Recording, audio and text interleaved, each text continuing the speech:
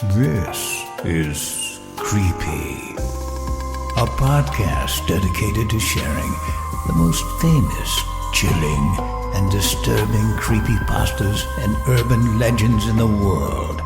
Whether these stories truly happened or are simply fabrications is for you to decide. These stories may contain graphic depictions of violence and explicit language. Listener discretion is advised.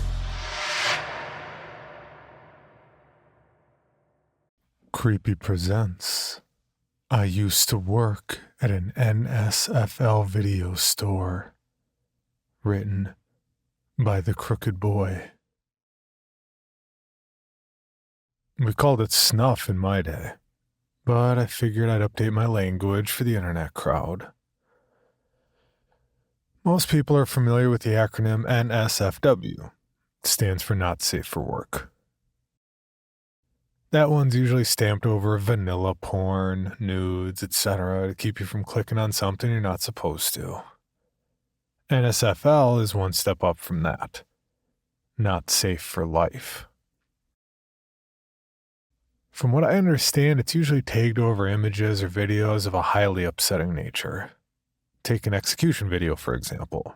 Some unlucky schmuck getting flayed alive or chainsawed apart while he's still screaming. Or machete hacked limb from limb by guys in black masks. You'll see the NSFL tag before you click the video, so you know to stay away from it if you want to hold on to your lunch. Ever wondered who those videos are made for? Of course you have. And the answer probably sends your meat running cold and a flash of goosebumps sprouting up over your skin. They're made for teachers, parents, friends, bus drivers, politicians, bankers. They're made for people who get off on it. People who feel a warm tingle down south at the sight of a serrated knife running through an unprotected neck. The great rush of blood around the blade. The gurgle of the dying. It gets them hot and bothered. People love it. Nowadays, you can find most of it on the internet. Animals being thrown off roofs, torched alive, drowned. All that stuff's just a few clicks away. But back in the 90s and early 2000s, it was harder to come by. Rare shit. Like a foreign movie you've been itching to see that hadn't gotten an American release. These were foreign films to some. Exotic is maybe a better word. Either way, I didn't realize there was such a market for the depraved until I took a job at Video Kingdom, a local video store on the outskirts of Seattle. I'm hesitant to tell you where. It closed down right after the time the economy imploded, but I'm fairly certain some of our old stock might be hidden away in the dungeon. That's what we called our back room, the dungeon. Some guy would come in, usually some white-collar sap with a Ned Flanders haircut and 3 kids at home. He'd trundle up to the counter, looking around like there might be FBI crouched behind the VHS racks, and he'd say, "I'm here to rent a rare film, The Dungeon, by Carl Hinton." There'd be an exchange of glances. I'd look him up and down, pretend like I was sizing the fella up, He'd scan the place nervously, look back at me with an almost apologetic expression that said, "I swear I'm not fucked up." I'd shrug and lead him through a velvet curtain into the back room. We'd navigate boxes of VHS rentals. I'd pull aside an industrial shelf that concealed a hidden doorway. Lead him down a flight of stairs.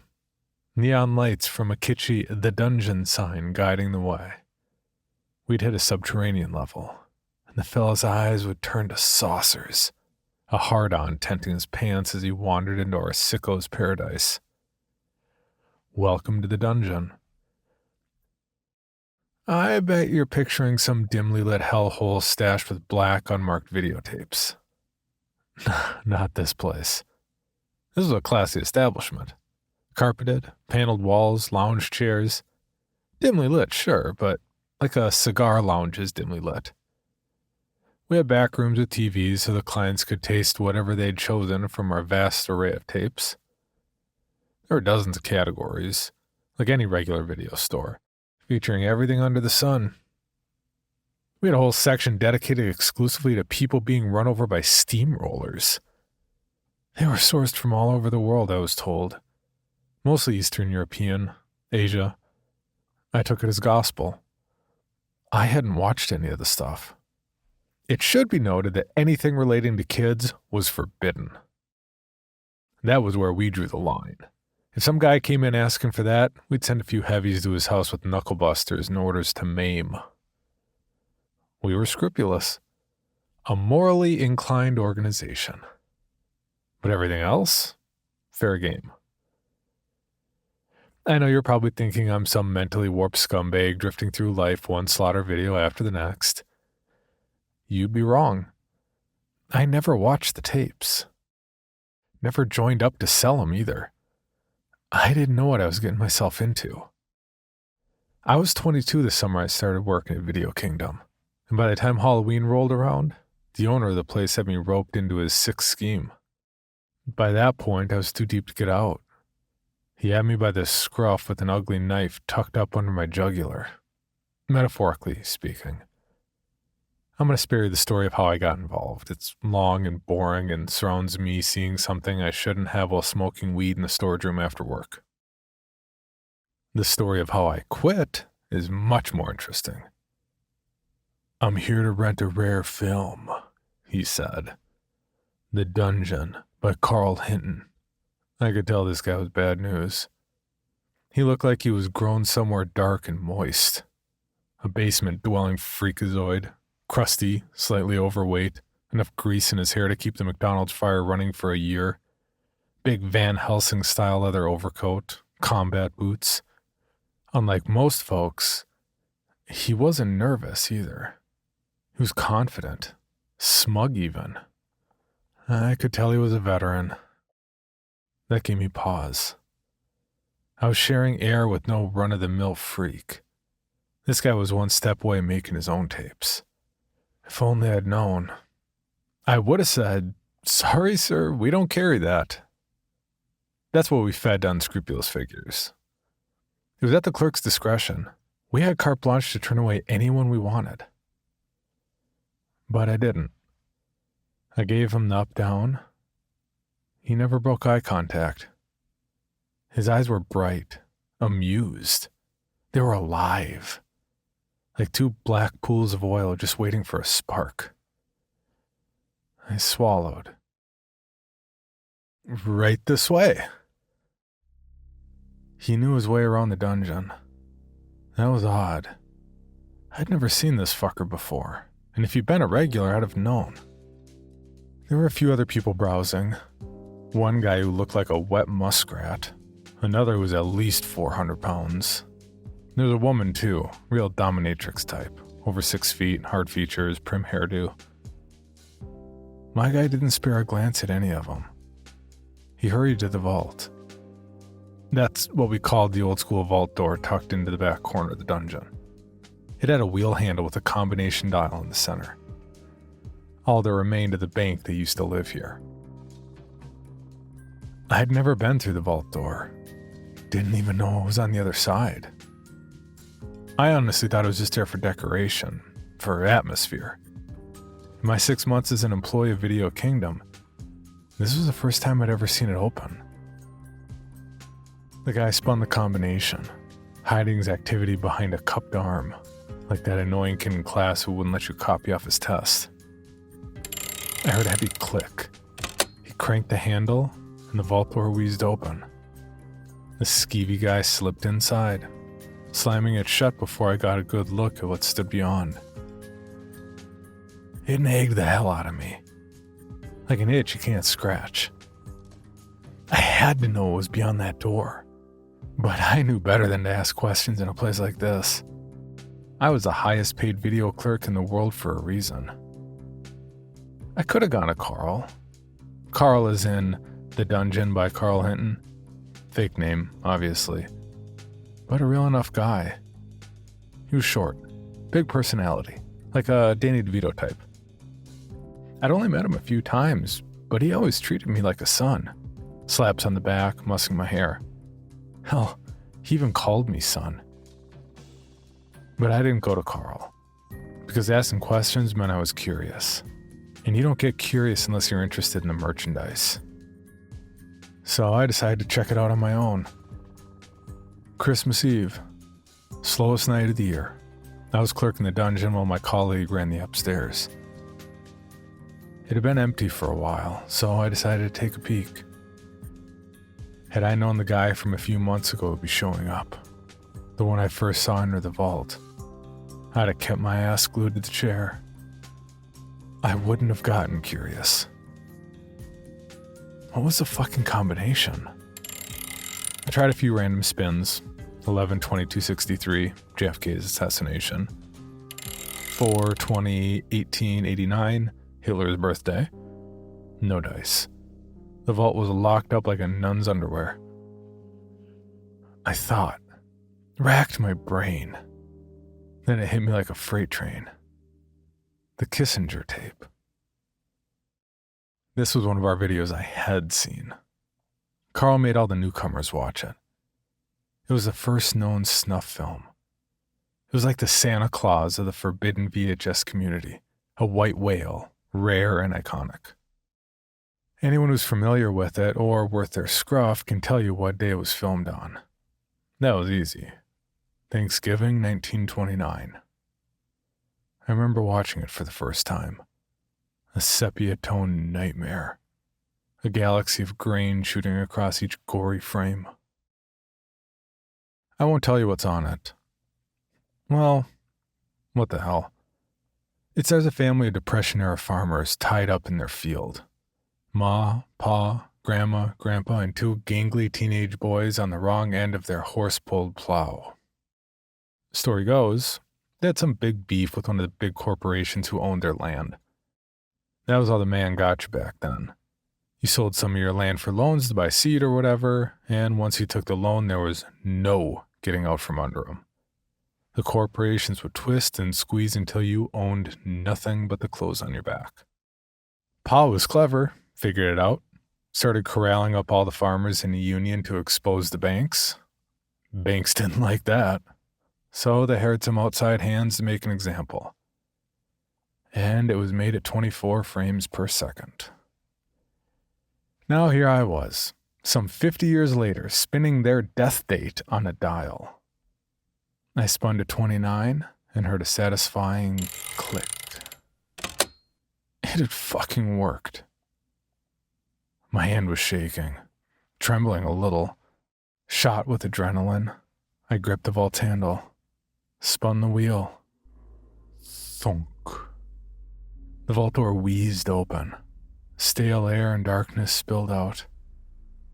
There was a bucket of flashlights on the floor. I grabbed one and clicked it on.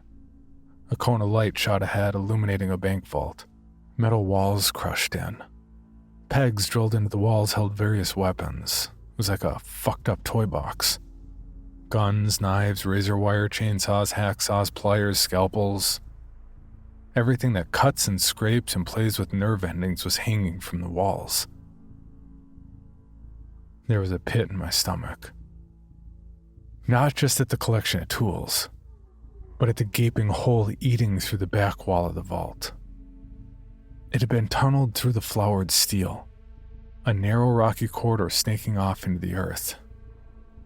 I inched towards it, hesitant, my heart beating its fist against my eardrums. I grabbed a scalpel off the wall, tucked it into my pocket as I moved into the corridor, figuring I might need a weapon for what loomed ahead. I left the vault door cracked, listening for movement beyond. I didn't hear any. Didn't hear the basement-dwelling guy from before enter the dungeon. Didn't hear him follow me into the vault. I'd already found my way into the studio by then. The passage was rocky and claustrophobic, just tall enough so I didn't have to stoop. After 20 minutes of banging my shins and elbows on the narrow, craggy walls, I hit a dead end. I exhaled, irritated and relieved. A horse race of thoughts been galloping through my head as to what I might find. I was glad my worst nightmares weren't about to materialize. Then I looked closer and saw a false panel blocking off the egress. I moved the panel aside and stepped forward, finding myself in a crowded basement space. There was furniture, beds, set pieces stacked high. It was like a prop house that a movie studio might employ for set design. There was a concrete ramp at one end. I hesitated, not sure I wanted to see what it led to. But of course I did. I negotiated the crowded room up the concrete ramp. It fed me into a soundstage. It was a wide warehouse-like space with soundproofed walls and a network of dead overhead lights, surrounding a number of different movie sets. There was a pink bedroom, an executive-type office, an outdoor-style scene in a mock forest. There were a few others I couldn't quite decipher from my vantage. It was quiet. And then it wasn't. There was a delicate sound, like an animal caught in a snare. A slight whimpering laced into the silence. My whole body felt heavy, like it was encased in drying concrete. It was hard to move, breathe. I inched toward the noise, hyper aware of every movement, every crash thud of my heart, each breath sawing through my lungs. I nosed towards the whimpers and saw cages resolve out of the gloom. Lots of them. A dozen, maybe two. Inside, like tired, broken animals, were men and women. Naked, cuffed, ball-gagged, curled up in a soup of their own filth. Most were limp, unconscious. A few were blurry, nodding in and out of consciousness as whatever drug they were on wore out. An icy bolt of dread shot through me. We weren't just a supplier of rare tapes. Weren't just a distributor. We were a producer. Carl Hinton made our videos. Most of them, at least. I heard footsteps behind me. Started to turn. Thud. Something hard and blunt cracked across my skull. A light bulb popped behind my eyes. I crashed down into the darkness. I knew my hands and legs were restrained even before I opened my eyes. I could feel the cuffs digging into my flesh. My eyes eased open. Blinding light hammered my pupils. A violent white light from overhead hurt my eyes, stung them. Slowly, a movie set resolved around me. It was a beige office, crowded with paperwork and boxes of VHS tapes. I recognized it immediately. A facsimile of Carl's office. An exact detail-for-detail replica. A camera locked off in one corner, trained on me. I looked down at myself. I was still in my work uniform. Hands and legs fettered to a bolted-down chair. I struggled, groaned, heard hushed voices. My back was to the door, so I had to fight in my seat for enough leverage to look around. The door opened. Carl Hinton entered. For an instant, I saw past him into the area beyond the set. I saw the greasy basement dweller with a suit who was handing over a pregnant duffel bag. Then the door swung shut, and Carl took his place behind his desk. "Sorry it had to be like this, son," he said sadly. "But it would have ended here either way. We don't do severance or 401k at Video Kingdom." He smiled at his little joke, like it was the funniest thing in the world. I tried to ask him what the fuck was going on, but I couldn't. I was gagged. Muted syllables escaped. Carl frowned. "Don't bother, kid. You're fired." That's a segment we do from time to time when employees of the dungeon hit expiration. You're fired. We don't stock it at Video Kingdom for obvious reasons, but I hear it's a big hit in Japan. I struggled against my binds, fought, screamed into my gag. Carl just watched, slightly amused. "Go on, keep it up. They love it. You know they do. You're giving them what they want. I fought harder, rattling my binds until my wrists bled. Carl sighed. The guy who's going to fix you is a regular. Real vanilla Joe, but he pays well. He'll saw open your throat. One and done. You won't suffer. I screamed something into my gag. He smiled, piecing together my question. Nobody'll come looking, son. We're processing your paperwork so it'll look like you got fired 2 weeks ago. I liked you, kid. I really did. Sorry it had to be like this. He got up and left. I struggled for a while, not sure how long. At some point, the guy in the suit passed through the room like a cold draft.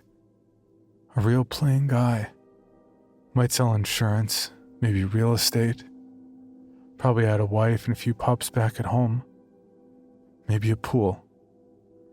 He fingered the camera.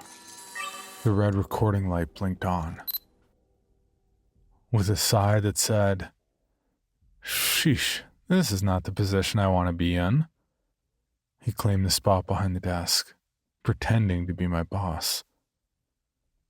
He was practically vibrating with excitement as he started through a poorly written script about how my employment was being terminated. I didn't hear any of it. I was focused on something else. The scalpel I'd tucked into my back pocket. My hands grazed the handle, just out of reach. I strained harder, vaguely aware the guy was done talking.